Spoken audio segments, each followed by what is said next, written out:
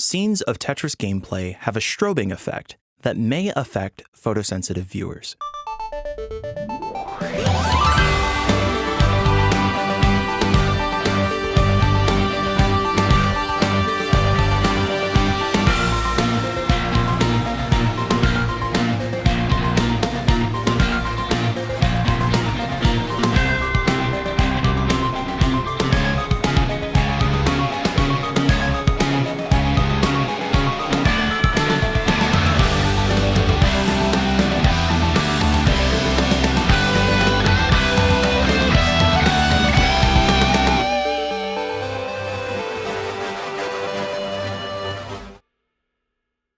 Winning the championship requires training and practice. When the filmmakers asked players how they prepared for the upcoming tournament, their answers were mixed. I have done nothing to train. I've done less to train this year than any previous year. 2 days ago, I borrowed a TV from Terry and a Nintendo, and I set it up, and then I played for about a half an hour. So I am not prepared. I've actually been playing less a little bit this year, I guess. Well, I started working on my max. It was something called a VO2 max because I'm training for a half marathon. This has nothing to do with Tetris because I'll be honest, I have not trained this year. What have you done to train for this year's tournament? Well, I got a 900,000 something today, which really made me happy because I haven't played in a year. I don't even think I've played for an hour in the last few days. I mean, in one consecutive go. Like, you know, a little bit here, a little bit there, but. Just like maybe like a month prior to the tournament, I'll start training, but I don't really play as much anymore compared to back then, but. You know, if I were serious about competition, I would be training every day that I can to get to the point where I could get those scores to qualify. So it's all about people being confident about what they can get. 3 or 4 hours a day, you know, a few days for the competition, that was good enough for them. But once the bar is raised, it's gonna take a lot more than that. So when you put it down for 11 months and you just pick it up, it's almost alarming how much you've fallen off. There's kind of a fun word that goes around in this household called game shape. Game shape. Heather will ask me if I'm in game shape yet, and we'll just toss around the term until I actually feel confident that I'm in game shape, and that usually happens about a week before the tournament. It requires skill to win at Tetris. You can have the talent, but if you don't do anything with it, then you're gonna lose. I'll play B-type for a while. I'll play at ever-increasing speeds. Then I switch to level 19. The first few games that I play, I try to play very, very safely, and I just want to make it to the kill screen. I just want to survive and have above 400,000 or 500,000. And then I will switch to maybe about a dozen games of just going all out, balls to the wall. Then I switch to 18. I play sets of 3 games because I know that's what we're going to play at the tournament. And then at the very end of the session, I will play maybe a dozen more games at level 18 and try to max out. I usually go into hibernation mode for 11 months out of the year. My training regimen involves doing drills. And so I'll start on level 19 and try to get 300,000 100-line scores in a row. And once I do that, I'll actually be able to play level 18. So there's kind of a carrot and a stick type of thing. I just go through that for about half an hour to an hour each day. Try not to get sick and tired of it. It's still enjoyable, but it almost seems like a second job when it's Tetris season. Yeah, I think like someone like Terry, he's been training a lot, you know, and it's paid off for him. The person I didn't want to face was Terry Parcell, mainly because he probably spent all of summer playing for 24 hours a day. I don't work over the summers, and I sat down with those TVs and played 6 hours a day, probably. I recently got some nerve damage in my arm, and it was suggested to me that I not play Tetris for a while, but f that. I warm up on 19 just because it makes 18 seem that much slower. For the tournament, however, what I'm training on doing is I'm not playing like a lunatic. I'm not trying to be super aggressive. I'm trying to be as safe as possible because that's what I see Harry and Alex and Jonas doing, you know? Like, that's what I see them do on video, and so I'm just doing the same thing. and I'm trying to get between 600,000 and 700,000 every game. Because that's a fine score, but I think that if you could do that consistently, you will beat almost anyone there.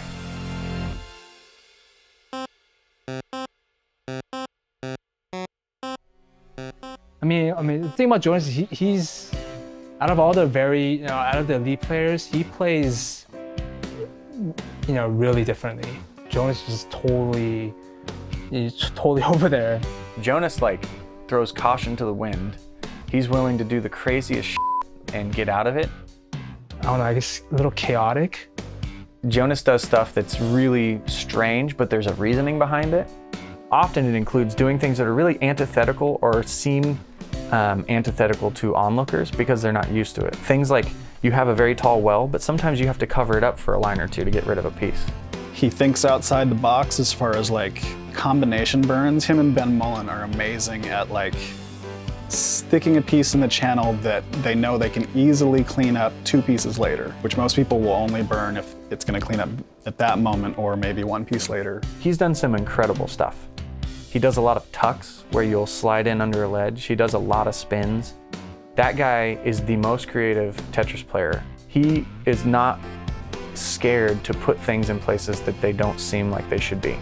Jonas does certain things where I would never do, but Jonas is comfortable with doing that. I am not. The other 3 elite players, they're very alike. But Jonas is the most talented and just sees the game at a level that no one else does.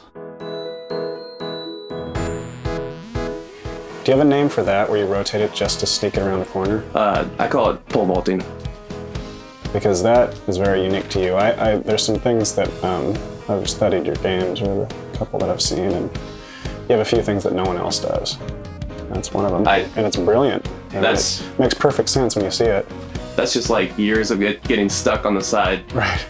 Just necessity is the mother of invention. That might be your trademark move, actually. Well, Jonas calls it the pole vault. When I think of a pole vault, what I'm thinking about is when your stack is pretty high and you're trying to get a piece past, usually it's you're stacked in the center, and you're trying to get over that or over some other piece. You've got to flip the piece one way to move it to where you want it to go, and then you have to flip it again in order to land it where you're trying to put it. In this slow motion pole vault, the piece enters flat, rotates once to clear the stack, then rotates again to land and clear a line. When I saw him do that kind of stuff, I was like, okay, I have to copy that too. I didn't really copy it from him, but I saw him doing that as well. And I was like, oh, he does it too. But then every time I think about the pole vault, I think about Jonas, because he actually gave it a name. So when Jonas plays, it might look chaotic. It might look like some of his placements aren't the most logical places to put them. But a lot of times this comes from experience. I would say his moveset, in certain fighting games you have you know what your moves are and you know what situations to do those moves in. Tetris is the same way, where if you get a certain sequence of pieces, then you know you can combo that into a solution that results in a line clear or keeping your playfield neat. He has a very good and broad moveset for Tetris pieces that other players can't touch.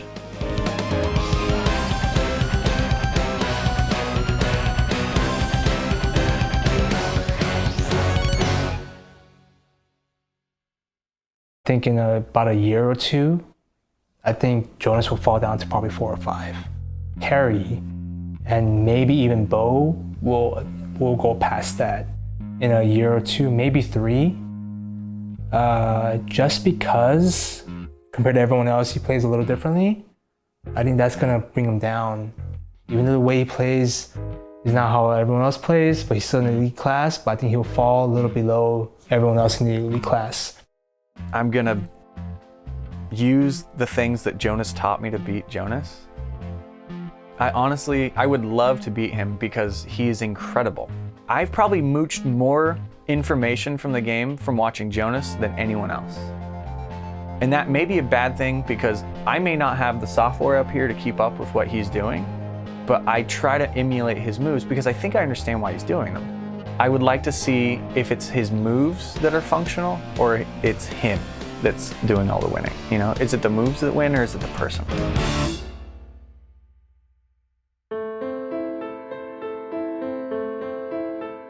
Trey Harrison has been playing classic Tetris for decades. He competed in the Nintendo World Championships, or NWC, that toured dozens of American cities way back in 1990. Back then, Trey lived in Texas. So, did your family play Tetris when you were growing up? My brother did. I have a younger brother and he and I still play together. My dad played with us back in the 90s because my dad had taken us to the Nintendo World Championship, and I think when he saw how into it we were, he kind of wanted to just to try it out, just to participate, you know. I mean, he never really played more than a couple games, you know, here and there. I think he played with us maybe a couple months ago back in Houston, but mostly it was me and my brother playing together. And was Tetris for you as a kid, like, was that your main game, or did you have something else that you loved more? Well, for a year, it definitely was because of that competition, the Nintendo World Championship. I played that way more than anything else. And over the span of my life, I've played it way more than anything else. In the NWC, Trey met Thor Aackerlund. Thor went on to win his age bracket and set a high bar for competitive Tetris. It would have been middle school. We didn't live in the same city. I met him in Houston at the Nintendo World Championship there. He was just so much better than everyone else. I was like, wow, like, it's possible to be that good. Like, I have so much to learn.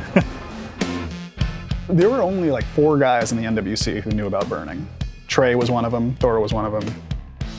Like many NWC veterans, Trey has deep knowledge of the game, but he also has a secret weapon. This year, Trey has programmed a Tetris simulator to help him train for the tournament. He shows a preview for the camera.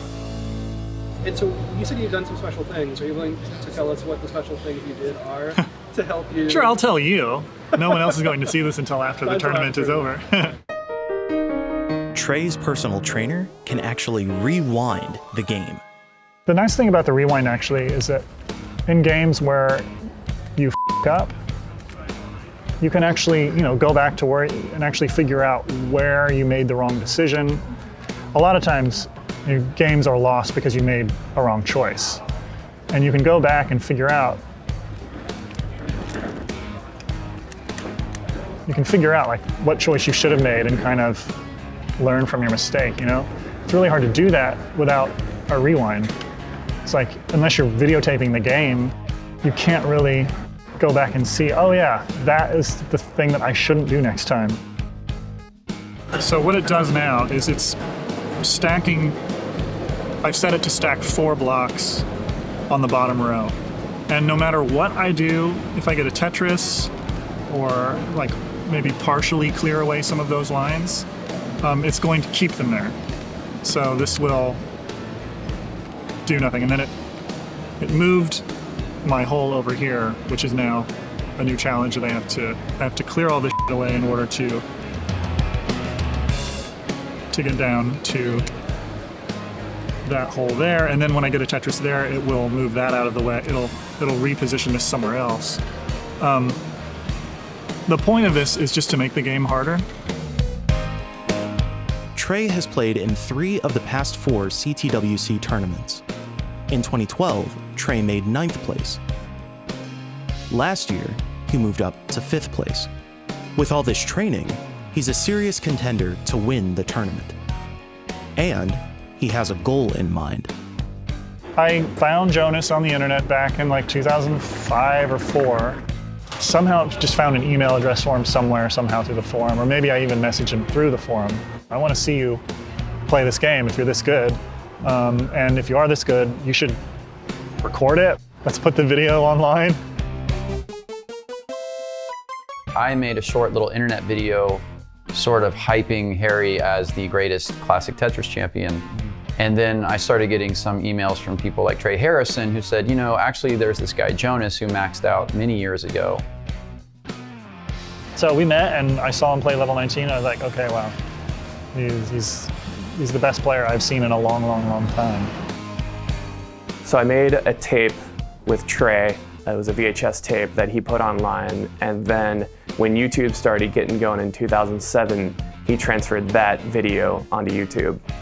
And it had no sound, so I ended up putting up another video of a level 19 max out. And so I got contacted via those through the people that were putting together the first 2010 tournament. And so that's kind of how I got roped in. And it was in LA back then, so it was an easy drive for me, and it was a no-brainer to participate. Trey has not faced Jonas since the very first CTWC in 2010. Back then, the rules were very different. 8 people played simultaneously. In that match, Trey succumbed to an early top-out. When the filmmakers asked if there's anyone he wants to avoid playing this year, Trey has an unusual answer. Oh. That's a funny question.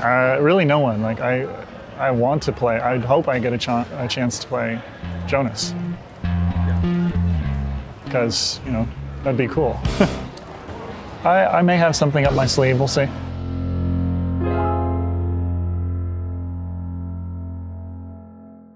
As Saturday draws to a close, the players know who's on top. Out of all the people who entered, the 32 highest scoring players are listed on a spreadsheet. But by late afternoon, the top spots are secure. While minor shifts happen late in the day, most top players stop qualifying, satisfied that their score is good enough to secure a high seed. Having a high seed usually ensures an easy first-round match. At the very top is Quaid with his max out. Next up is Jonas, just 50,000 points below the max out score. Then Terry, Bo, and Harry round out the top 5. But late in the day, one key player isn't even on the board: Trey Harrison. He's been watching and waiting all day, biding his time. In the last minutes of qualifying, Trey puts his skills to the test. He tries to earn an exact spot in the bracket by putting up a precise score. And he's not going for the top spot. Trey aims for seed 31. If he can get that spot, he'll play his friend Jonas in the first round on Sunday. Trey is capable of earning a much higher seed. He was the 11th seed just last year. But if he plays to the best of his ability, he's unlikely to face Jonas until late in the day. Or maybe not at all, depending on how the bracket works out. Trey has a window of just 984 points. That's a very precise number, about one line on level 19 speed. Trey has to watch the score counter closely and stop playing at an extremely precise time, the instant he achieves the score he needs. If he misses that moment, he'll score too high and end up facing somebody else. There is no time for a do-over. There's one player who is in jeopardy: Thomas Vaughn. I was going by just history basically. With the last couple of years, the minimum seeds weren't anywhere near 480,000 points, which is what I had. 2 years ago, it was about 200 and something thousand points. Last year, it was 380 something, 330 something. I had my hour of play and had a 480, and still had about 4 hours to play for the rest of the day if I wanted to stay in the line and keep playing. I had a 480. I asked some people, I asked around, and I said, is that a good score? Can I go? And I left. Because Thomas is the current 32nd seed, anybody who puts up a good score late in the day could knock him out. Thomas's cousin Terry spots the danger and realizes what Trey is doing. I get a call from my cousin Terry saying, hey, you need to get here because you're like number 31 now. And I'm like, holy crap, I have an hour left, and it took me about half an hour to get there. Played for another half hour and unfortunately didn't make it happen, so. Trey has achieved something new in CTWC history, choosing his own tournament seed. The upper echelon players give me a number, 512,000 points. I can score that. Like, I can do it, just on a command. If you're on 18 especially, like, you just play really hard and then line on 19 until you see a score you like, and then die. because you can die just by dropping the controller. But he said he purposefully did it. Sorry, Tom. Trey will play Jonas in the first round. His final score is just 149 points below the next player. That's 1/5 of one line. It's precisely what he needed.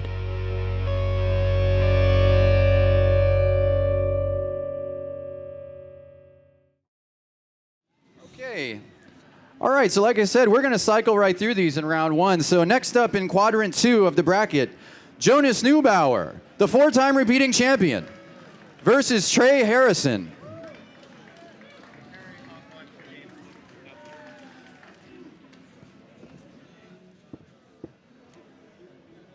Okay, our folks who are new up to their stations, take a 2 or 3 minute warm up.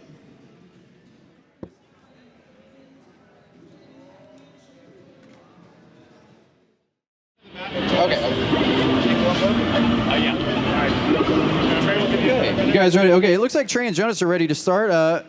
Let's see, what is the higher seed? Where does he want to start? 18. You'd like to start at 18. And Jonas chooses level 18. This is a big game.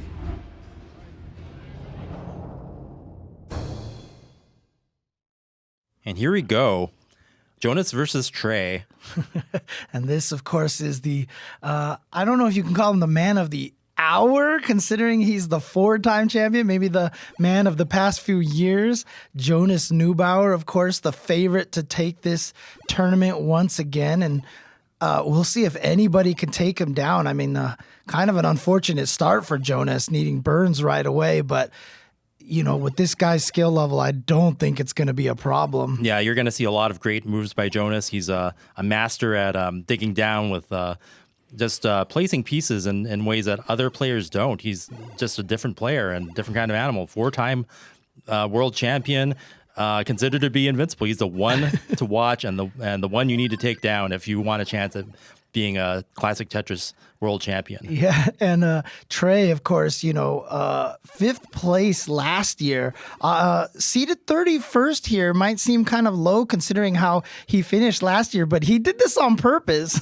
Yeah, it was he sniped that position. He wanted to do battle with his friend here, and this is what he wanted. So be careful what you wish for, Trey. Yeah. He's either gonna get beat up here in the first game, or he's gonna have the upset of the year and take down the reigning champion. We'll see how this goes.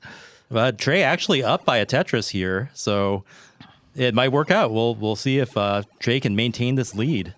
Yeah. And it's all because Jonas has to do a lot of digging here in the start. Yeah, at the very, very beginning. Again, the RNG does play a pretty big factor, you know, in trying to. And you see right there, actually, one of the things that Jonas does that's so special is he's one of the best at adjusting pieces right before they drop based on reacting to the next box. We are what we call neck and neck now, with both players less than a Tetris apart in score, both players having to do a lot of burning early on. And again, Jonas just playing so well. A little unfortunate situation, but boom. Tetris for Jonas. Yeah. Getting on the board and now in the lead. Yeah, and he's playing a little safe right now because he does have that slight lead. And so he's playing a little safe. And Trey with dirty Tetris well now. If he gives him the long bar, he takes a triple, though. It takes 2 triples. Yeah. That's going to hurt Trey's Tetris rate there because those triples could have been Tetrises. But boom, Tetris for Trey, now in the lead. So Trey just sacrificing those lines. You want to score Tetrises as much as possible. By taking triples, that's much less optimized use of those lines that you have. And, you know, it's tricky, too, because, I mean, if you're used to playing, you know, with the modern Tetris rules and such, you know, you're used to seeing, you know, 3 next pieces, et cetera, and you just don't have that benefit here on NES Tetris. You only get the 1 piece. The pieces, as soon as they touch the ground, they stick right away, so you can't just slide it around and, you know, figure out where to drop everything. And so having that only the 1 next preview really makes it a lot more difficult. Yeah, you have to be much more prepared for any kind of piece set or arrangement or combo that you can pull off, it's only within a one window. We're still neck and neck though. Trey just putting on a good show against the 4-time world champion here. Boom, Tetris for Trey. Yeah. Now in the lead. Yeah, you can see 29 versus 33% Tetris rates. Neither of them on max out pace. However, both of them playing pretty solidly right now. Yeah, Jonas is now set up to score. So boom, Tetris for Jonas. Up into the lead now. Up by a little bit more than the Tetris here. Yeah. Approaching 100 lines. But again, obviously Jonas here, the favorite 4-time. I mean, the question really is, can anybody beat this guy? Or is he just basically invincible at this point? And you see, oh no, here we go. Big drought for Trey. Yeah, 25-piece drought that you see over there. He's going to be able to burn and still be able to get the Tetris. That worked out great for him. But, oh my gosh, look at all these obeses dropping for Trey right now. And even more, he's got a spire up the middle. He's going to have to make sure he can burn that down so he can get his pieces over to the right side. Drought, oh no. And you see right there, but actually, okay, 2 eyepieces in pretty quick succession allows him to still get that Tetris, and now he's got a great play field again. Yeah, both players now clean in position to score. The transition is coming, though, at 130 lines, so they have to make sure they get their houses in order and make their play fields clean as possible for that speed increase. Yeah, but you can see right here, look at this. Jonas is up to a 42% Tetris rate. He was at like 30-something earlier, but this is how solid he's been playing now. Yeah, Jonas now up by about 60,000 points, so Trey has about 3 Tetrises to catch up. Makes one there. Yeah, and Jonas had to set himself up a tuck, but couldn't find the right pieces to clean it out. But he's still going to get a Tetris over there and going to do some burning now. And wow, that was good RNG for Jonas right there. Yeah, you could tell both players are drilling back down to the bottom, making sure they're safe for that speed transition coming up in about 6 lines now. Yeah. You can see right there, both of them at 126 lines. So the transition is coming. And boom, Tetris for Jonas into the transition now. You notice the speed increase there, and they're going to have to play a lot safer to make sure that they can survive this. Yeah, again, you can't take the same kind of risks you can at level 18 because, you just can't slide the pieces all the way to the side most of the time. See right there, Jonas was kind of almost Tetris ready, but he chose to go for the triple instead. Yeah. It's just that much safer to play that way. Also, he might know with his lead now, 90,000 point lead, Trey has a bit of catching up to do. Ooh, and Trey's in a bit of trouble. He was setting up a dirty well. I don't think he's going to be able to get out of that. And Trey tops out. Jonas taking the first round. Yep, nicely done by Jonas again. And, don't want to sit here and say that this is the expected result, considering Trey did get 5th last year. Right, yeah, don't count Trey out. He's a definite contender. Right. And even though Trey is 31st seed, that position was a situation he built for himself. So, his true seed number might be a lot closer to, like in the top 10. Yeah, because as soon as he got to the qualifying position, he just dropped the controller. He obviously could have got more points. Well, but also the confidence it takes to do that. Like, you get one shot, it's at the end of the qualifying rounds, and it's just like, I'm just going to make this score a very specific score and leave it at that. A lot of players, you want to have some time to make sure you get that score dialed in, but Trey didn't need to do that. He had the confidence. Yep, but unfortunately for Trey right now, a little bit unfortunate RNG pieces to start. Ooh, see right there, he could have rotated the piece at the last second to fit it in better, and that's one of those skills that Jonas has there. I believe, just judging from what I've seen from Jonas, he probably would have had that piece rotation there at the last second. But Trey burning off any garbage that was there, and now Tetris ready. Boom, Tetris for Trey. Has some catching up to do. Jonas up by about 40,000 points now. Yeah. Boom, Tetris for Jonas. And we had one max out during the qualifying round. That was Quaid. And you can see right here, Jonas has the potential to max out right now at 74% Tetris rate. Yeah, definitely, yeah. Some of the highest we've seen. And we always ask ourselves, will we ever see a max out in competition play someday? Yeah.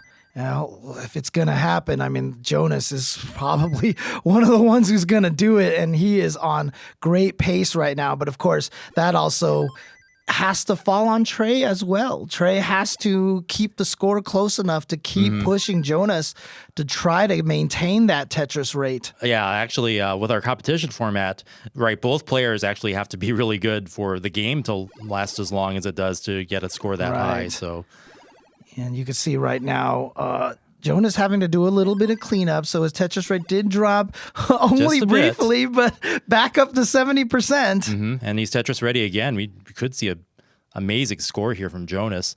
And Trey doing a bit more cleanup work here, but he's Tetris ready. Boom, Tetris for Trey. Yeah. Again, Trey, getting stronger, getting higher positions every year.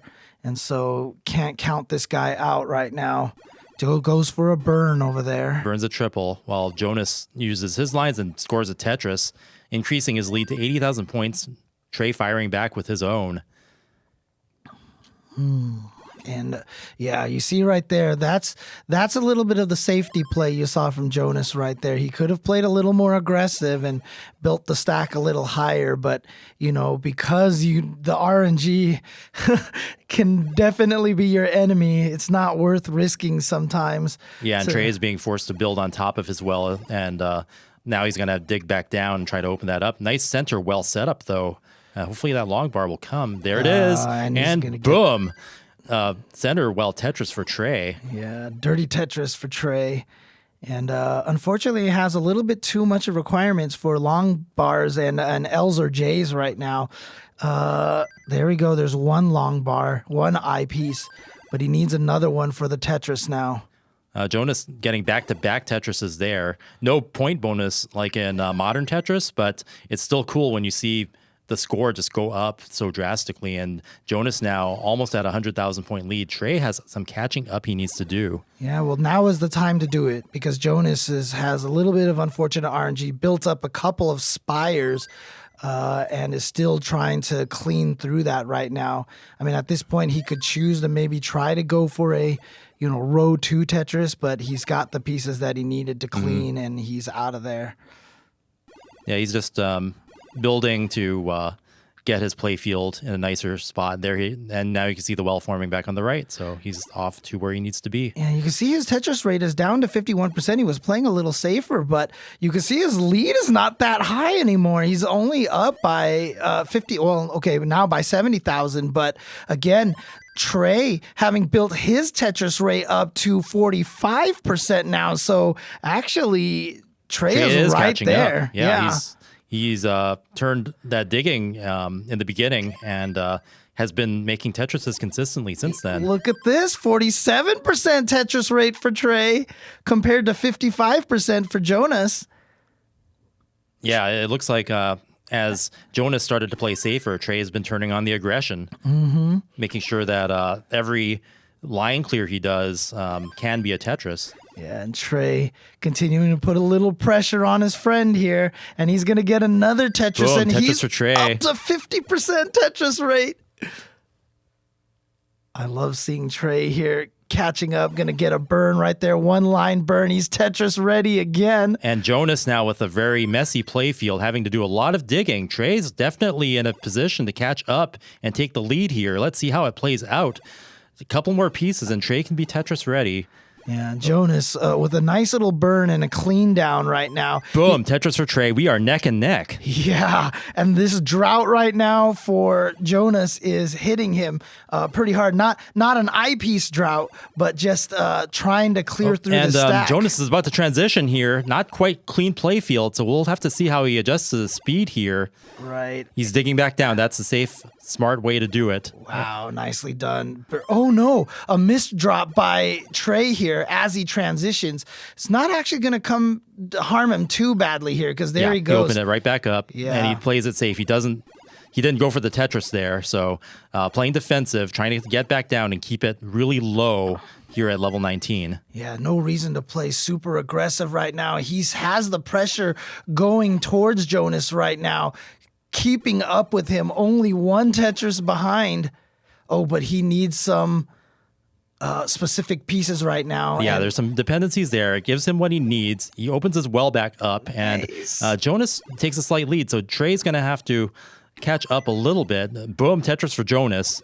So now we're going to get to see Jonas with his level 19 play and see if he can increase this lead here while Trey, both players just with great play fields right now. Slight misdrop by Trey. He might have to dig that out.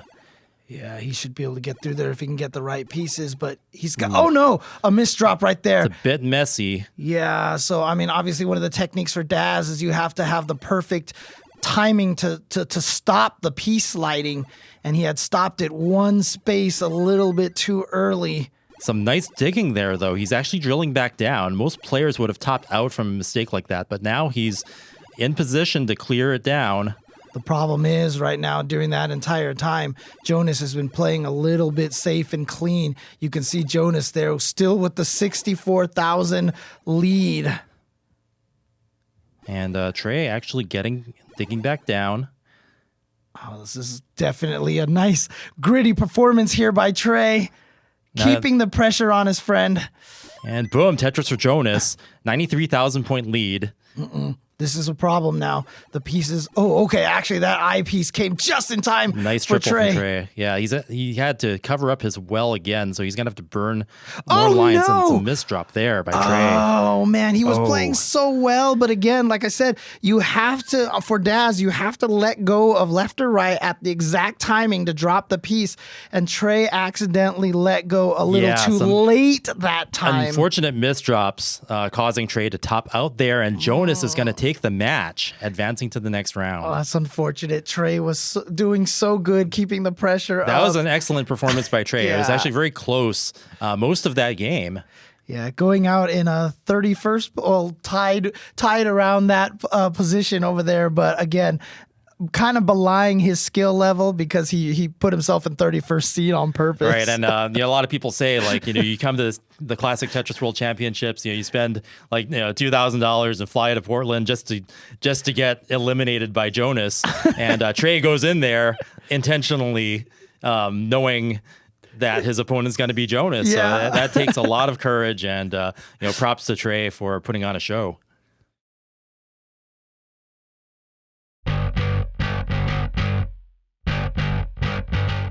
As the tournament proceeds, the top 8 matches begin to take shape. In an upset, number 1 seed Quaid loses to number 17 seed Alex Kerr in their second round match. Quaid tops out with a 521.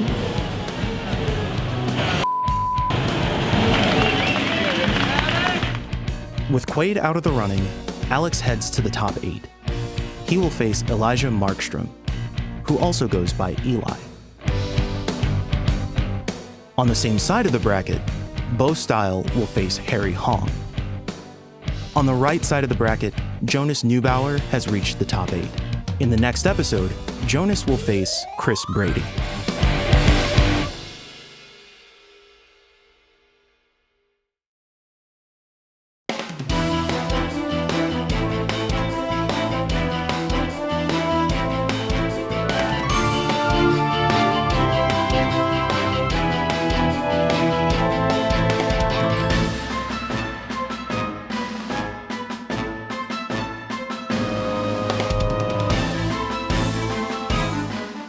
We get together all the time. My cousin, my brother, my mom, my sister, all of us have gotten together at some points of in various states of inebriation and have played some Tetris.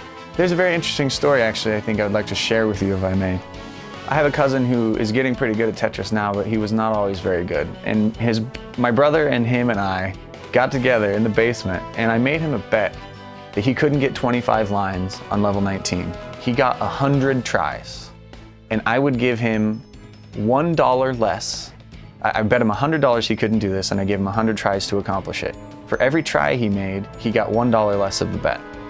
I think he squandered all 100 chances, and then I still gave him like 5 more for $50, and he got it on his very last shot. And I was so pissed at him. And he came over the next day, and he had the audacity to say, "Where's my money?" And I was like begrudgingly went to the bank and gave him $50. I was pissed, but it was fun.